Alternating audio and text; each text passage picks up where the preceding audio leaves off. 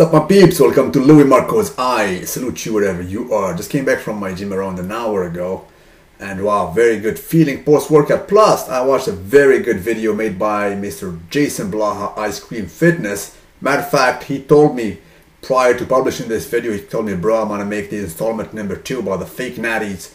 So I had high expectation and I was not disappointed. If you did not see it as of yet, I highly recommend watching it. It is actually at the bottom in the description box. And I watched it and a lot of you guys probably did the same. And you know, if you're smart enough, you can read in between the lines. It screams some names actually, some fake YouTube naturals that basically claim the natty status, and it is just not true. And it is becoming more and more evident. And a lot of people threatened Jason Blaha because of that. Fanboys who want actually to still believe that their idol is natural, right? And he gave some concrete examples, which is absolutely, you cannot refute that in a sense. If somebody, I don't know, is like 5'6" or 5'7", and he weighs dry at 170 or 160, you know, it's quite hard to believe, and there's some good evidence in that video, so watch it. Until then, let me come back to you. But prior to that, let me enjoy my post-workout meal, guys, because I need to feed my gains, right? You got some Philly cheese, fat-free. You got chicken, you got onions, you got some mayo, you got some ketchup, barbecue sauce. I'm gonna come back to you still. Stay put, guys. Alright, guys, that was so delicious. I'm still hungry, I gotta confess. I'm still hungry, but that's what's up. Yeah, so Jason, you know, we went back and forth this morning. We discussed about this subject. And lately he commented on one of my pictures on Facebook. I told him, bro, Jason, this morning's video was amazing. I was reading in between the lines and I heard all kinds of fake YouTube natties in there. You know, if you watch the video, you will understand what he was talking about, and some names might pop up in your head, right? Because it is quite obvious. He said, "Thank you, Louis. I just hope that shows people how much they have been lied to by this industry. The fitness industry is like every other big business today. They can and will lie to promote things that earn them a profit. Human greed is one of our worst traits." I fully agree with him, but I told him, Jason, unfortunately, kids nowadays don't care. They admire things that are bigger than life. If I jump tomorrow on juice and add like 30 pounds, I'll have 10 times more views, which is absolutely true. Even though people will know that I'm roided, meaning I'm on juice. YOLOs tell me they'd rather be jacked and die in a decade, which is absolutely true, guys. I mean, countless dudes, youngsters for that matter. I told him, bro, you know, this and that side effects, you guys probably know them better than me. They don't even care. He told me, bro, so what?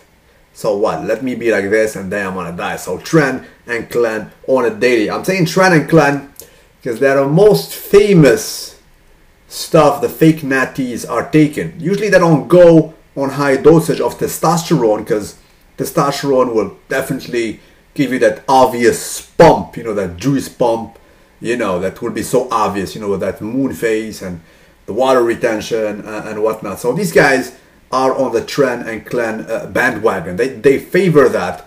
It gives you some hard looking muscle and very dry also as well. But that's what's up, guys.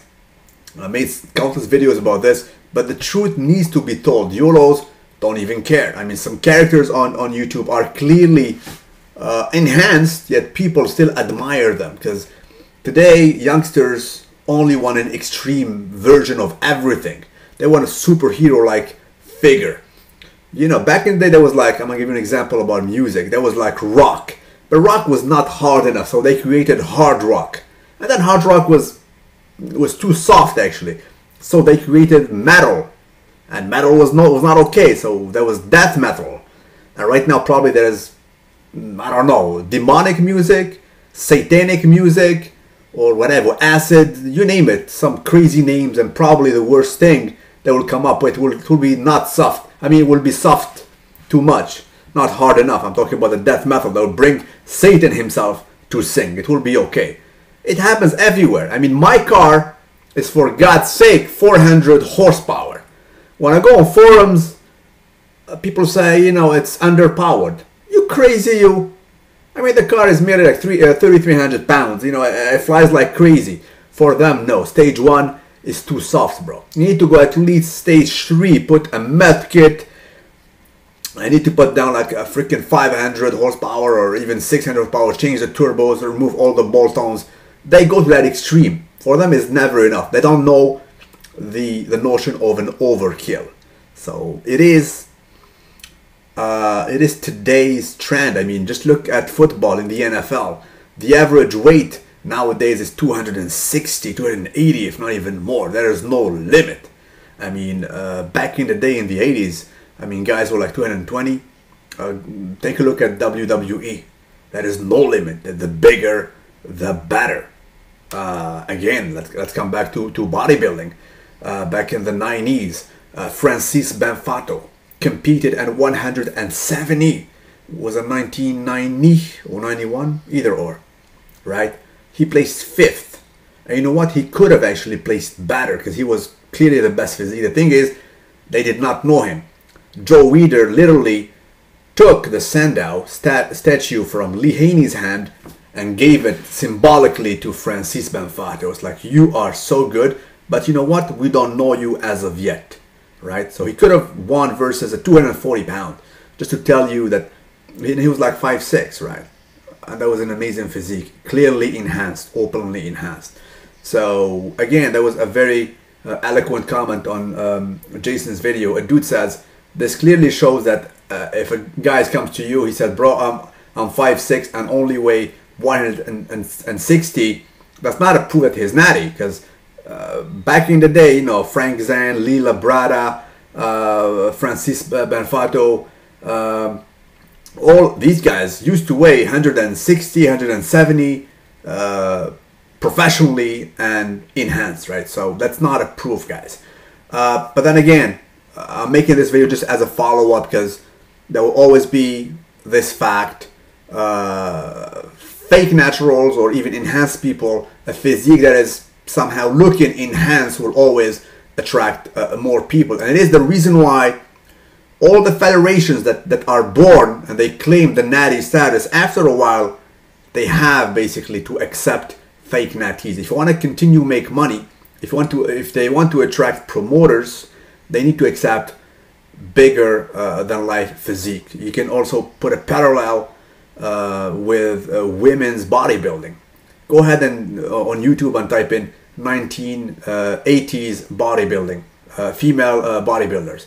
They were actually smaller than today's bikinis, right? And then they became too muscular, so they created a different category. They named it fitness, if I'm not mistaken, but that was too muscular, so they created figure. But figure became too muscular, so they created bikini, and it is so on. And by the way, most of the figure competitors right now are bigger than bodybuilders, female bodybuilders of merely 2 or 3 decades ago. Salute you wherever you are. Have a nice one.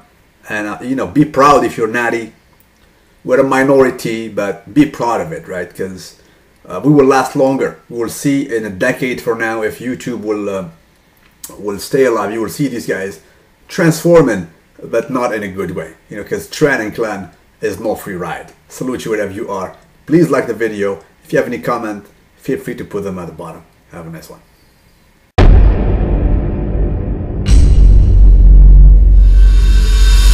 Dice to the sides.